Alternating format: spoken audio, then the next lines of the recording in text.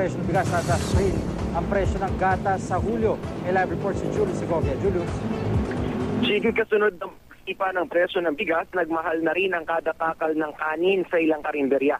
Sa Vigan, Ilocos Sur, 12 pesos lang cup of rice na dating 10 piso lang. Nabibigatan na raw kasi ang mga may-ari ng kainan dahil higit 2,000 piso na ang bili nila sa sako ng bigas. Pero ayon sa Philippine Confederation of Grains Association, sagad na ang presyo ng bigas. Ibig sabihin, hindi na ito tataas pa hanggang sa magsimulang anihan sa Setyembre.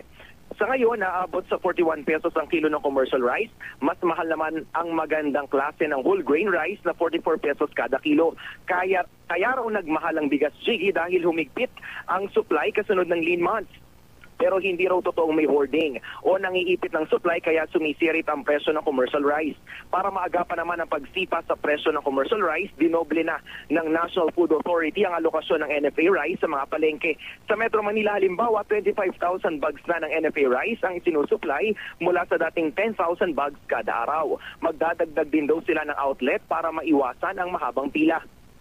Mas mura, Jiggy, ng 8 piso o hanggang 9 na piso ang NFA rice kumpara sa well-milled commercial rice na mabibili sa mga palengke, pero pareho naman sila ng kalidad. Kaya bukod sa matinding kompetisyon, may pangamba pa ang samahan ng mga miller.